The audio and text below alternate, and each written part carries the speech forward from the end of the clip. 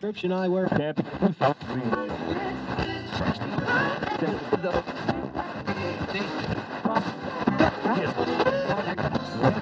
Prescription eyewear.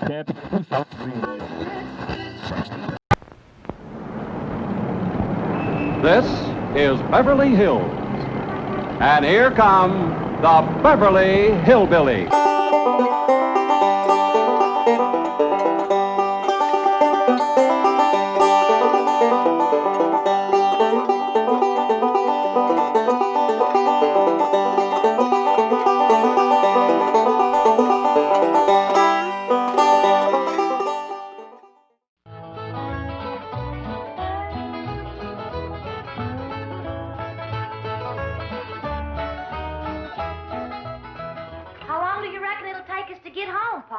Jethro figures about 6 days, hard driving.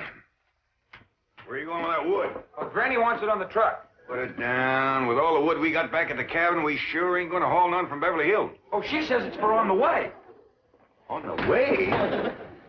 Granny, what in the world do you do? I'm making sure we don't freeze to death. It's warm here. Won't be when we get in the mountains. You figure to keep that thing burning for 6 days? And 6 nights.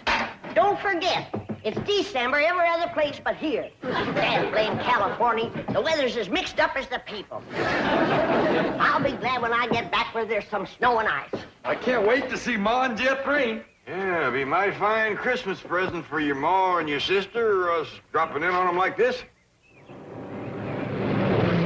Now tell me again, exactly what did Marie say?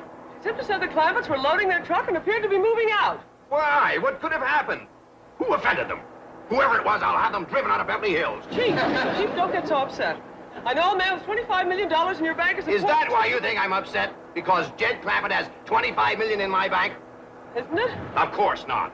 The thing that upsets me is the fact he might take it out. Faster. I don't know whatever happened to the key to that door, but I reckon with our stuff out of there, ain't nothing left anybody want to take, except them old pictures. Oh, Miss Hathaway says a couple of them pictures is Rembrandt. All right, after Christmas, we'll see he gets them back. Where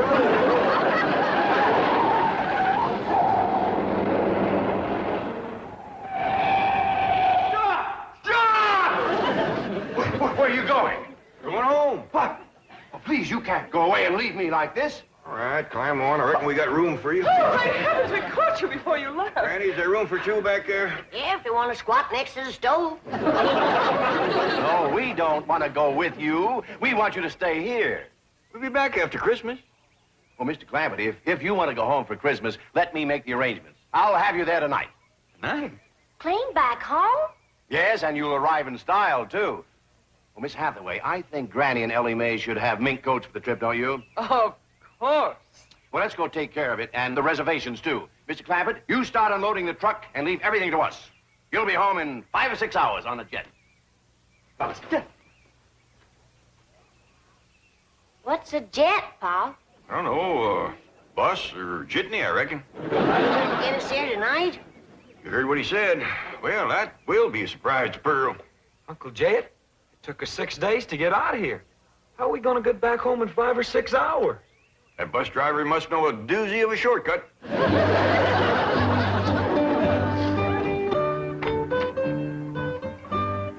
Pat, have we got plenty of champagne and caviar? I guess so. Why? The entire first-class section has been reserved for a family of VIPs, the Clampetts. Wow.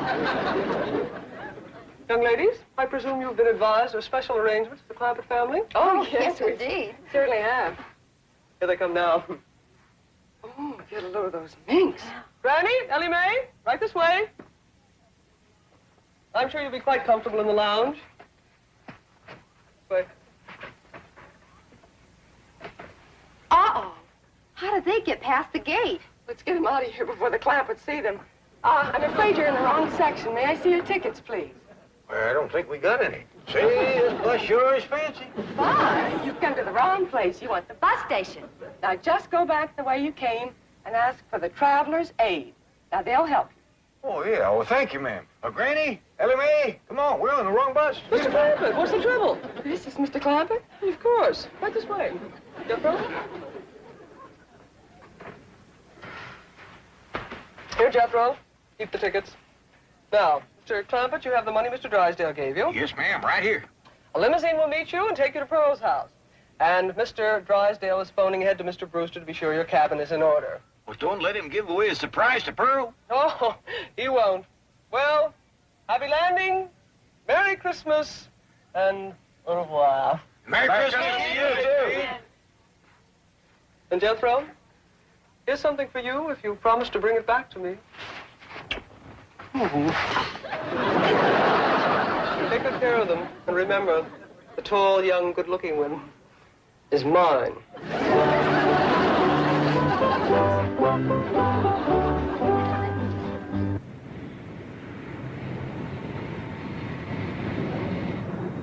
Now fasten your belt.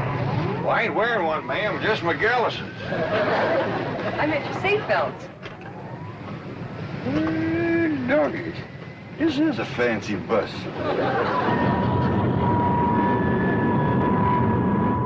Looks like the bus is commencing to pull out. Now we'll see if this bus driver knows an all-fired fancy shortcut. Ellie, that's you and me watch the road so we can remember it. Okay, Jethro.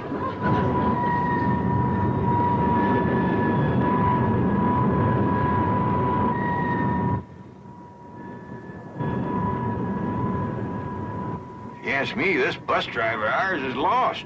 Just keeps us circling and turning. You know there's no shortcut yet. Ring, Dave?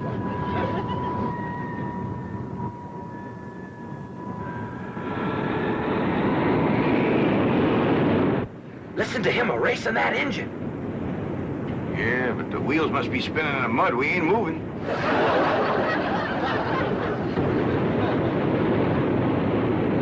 He got her out of the mud. Yeah, we're moving now.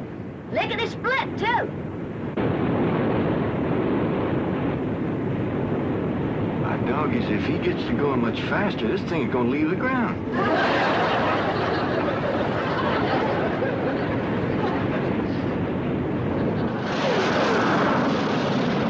Don't look now, but it is leaving the ground. Jethro, you better get up there and tell that bus driver to slow down. Ain't got time for that. Let's get off of this thing before it gets any higher. Now, wasn't that a smooth takeoff? You may unfasten your seat belts anytime you like. Would you folks like some champagne and caviar? Or would you prefer a nice hot meal?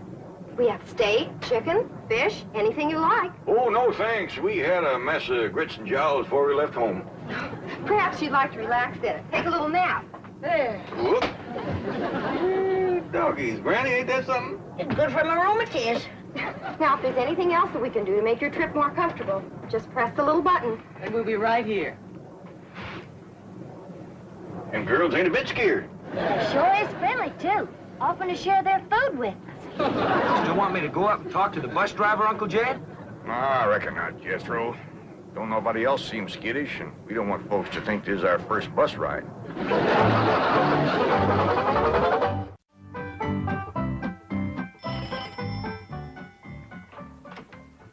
Howdy, Pearl. Homer Winch, when are you gonna learn not to walk into a body's house without a body inviting you? Well, I rang and you didn't come. You didn't give me time, you old coot. Now, don't you never do that again. Get out of my parlor. I like you when you're mad, Pearl. You're an exciting woman. Homer, you get out of here. I don't have time for your foolishness. Jethrine and me's going to California to spend Christmas with Cousin Jed. Well, and I reckon you don't care to hear what I got to say. That's right. About Mr. Brewster. Mr. Brewster! Yeah, that tall, good-looking city fella who works for the oil company. Drives that big car. What about him? Is he in town? I've been ordered from your parlor, Pearl. I think I'd best be going. Homer, I didn't mean it. Please, Homer, you tell me about Mr. Brewster, and I'll bake you a sweet potato pie. Well, And for dessert, red horse swimming in elderberry wine. you're an exciting woman, Pearl. Tell me. Well, you see, he stopped over at the Emporium to get some cheese and crackers. Said he was going to be over at Jed's cabin alone all day, and he didn't have no food. Thank you, Homer. Wait.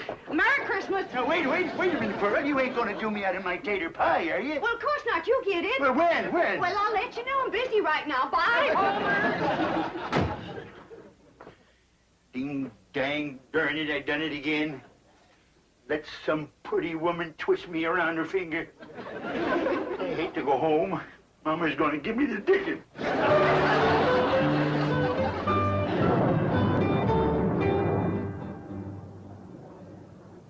Jed, Hey, Granny. I just had a terrible thought. What's that? Suppose we get to Pearl's house and she ain't there. Where would she be? Out chasing that Brewster fella, that's where. Ah, she ain't likely to catch him in her horse and buggy. Whoa, Bessie.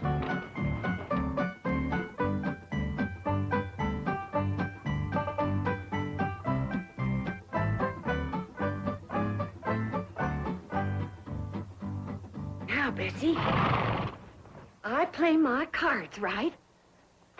You get to keep that there blanket permanent, 'cause I'm gonna have something else to keep me warm. A husband. Ain't that a beautiful word, husband? Husband. And what's more, I'll be riding in that big, fancy automobile. So you can retire to pasture with that good-looking racehorse from Hot Springs. Well, I thought I heard a horse. Mrs. Modine. Won't you come in? Well, thank you. It's mighty cold today, ain't Yes, it? it is. Well, it's nice to see you again. I'm sorry it's so cold in here. Didn't bother to build a fire in the fireplace, and I'm afraid that kerosene stove doesn't put out much heat.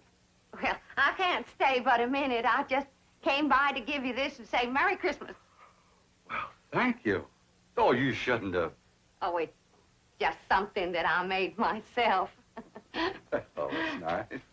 Land to mercy. Look at this place. Why, you men just can't manage alone, can you? It takes a woman. Oh, please don't bother. I won't be here. You see, I'm going home to Tulsa for the holidays. I won't go no trouble. I'll just throw together a little snack, and while you're eating, I'll tidy up a bit.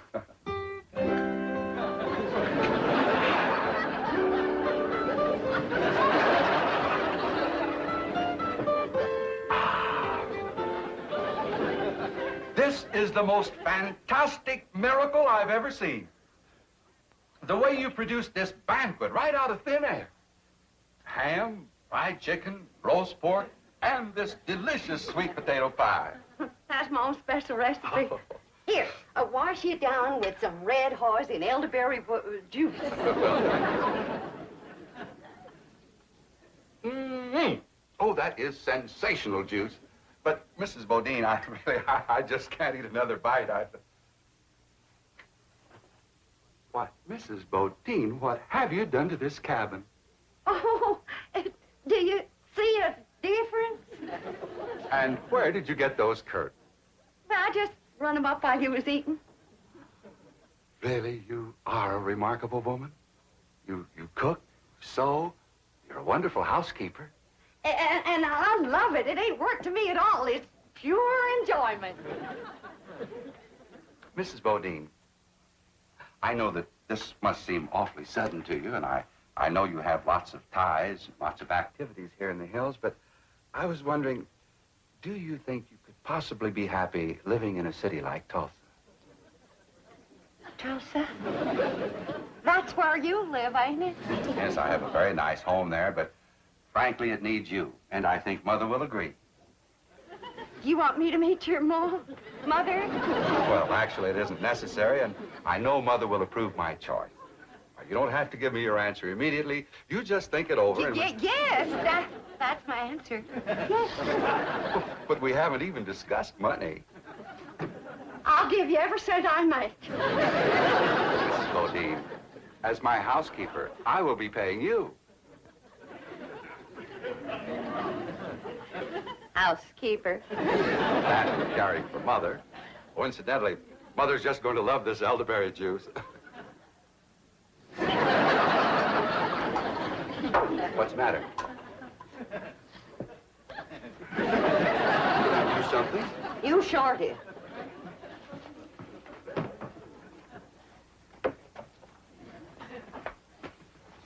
You let me cook for you. You let me sew for you. Hand me the ham. You let me house clean for you. Now then, I don't know what it takes to get engaged in Tulsa, but in these here hills, you've done enough to get yourself promised, hitched, and honeymooned. Really, Mrs. Bodine, I didn't mean to. I'm going to Beverly Hills to spend Christmas with my cousin Jed. And when I tell him what you done, he ain't gonna take kindly to it. What, Mrs. Bodine? I give you my word that You give me my hand-knit socks. Your feet can't get no colder than they are right now.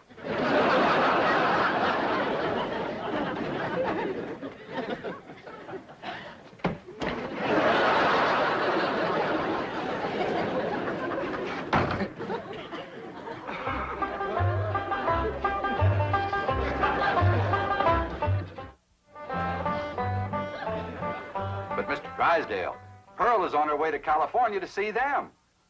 Well, can you catch her in time? Oh, I think so. She's driving a horse and buggy. I'll tell her family's on the way. No, this is a surprise. Well, then what'll I say? But say anything to keep her there until the Clampetts arrive, and I'll get over to Pearl's. Oh, no, she might misconstrue. You see, I have a very delicate situation here. Yes, you certainly have. And if you spoil Jed Clampett's Christmas surprise, he'll cut off your oil. But Pearl might think I want to marry. Merry Christmas to you, too. Bye. Hello? Hello? Oh, boy. Here's the sweet potato pie and red horse, I promise. Hey, there's a piece of this pie missing. And a gulp or two of these red haws. Who got it, Pearl? None of your business. Now get along. Jethrine and me's leaving for California. Yeah, I want a whole pie just like I was promised. Now you get out of here before I throw you out of here. Men is all alike. Gimme, gimme, gimme. You're an exciting woman, Pearl. Don't you even speak to me. There ain't a man alive worth the powder it'd take to blow him to you nowhere. There's just a bunch of low-down, no-good Mr. Brewster! Mrs. Bodine, I hope you're not angry at me any longer. Angry at you? Why, don't be ridiculous. Oh, here, have some more sweet potato pie and some red horse. Oh, this is a rascal been trying to steal my woman and my pie. I'm going to give you such a... Oh, I think I throwed my dang knee out. And I'm going to throw out the rest of you.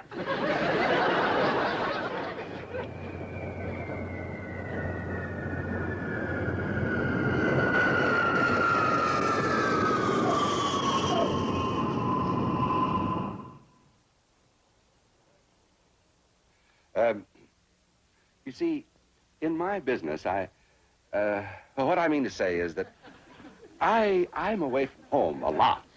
And, well, I think that a husband should, that is, what I mean to say is that, in my opinion,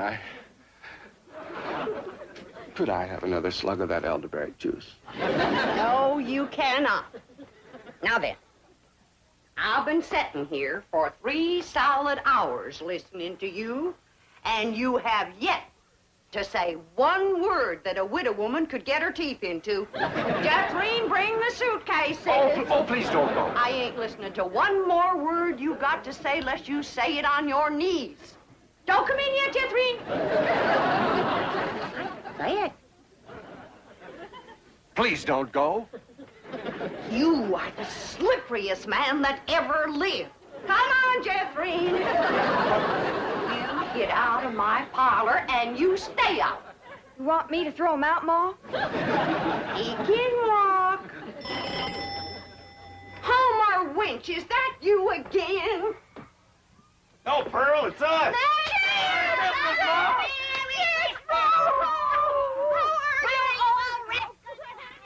Christmas, Jeffrey. Uncle Jed. Why, you have grown. Mr. Brewster, what are you doing? Mr. Clampett, if you'd been just 1 second later, I'd have been engaged to your cousin Pearl. Go back out, everybody. Mr. Clampett, please, Mr. Clampett. Jingle bells, jingle all the way. Oh, what fun it is to ride in a one-horse open sleigh. Dashing through the snow in a one-horse open sleigh. O'er the fields we go, laughing all the way. Bells on bobtails ring, making spirits bright. What fun it is to You're ride. nothing but a two-timer, Homer Winch. Pearl told me about you sparking her, you old rascal, you. You're exciting when you're mad, Granny. Say, how about going for a little sleigh ride with me? You promise to behave? Sure I do. Well, we might as well stay here and sing. Wish you a Merry Christmas. We wish you a Merry Christmas. We wish you a Merry Christmas and a Happy New Year.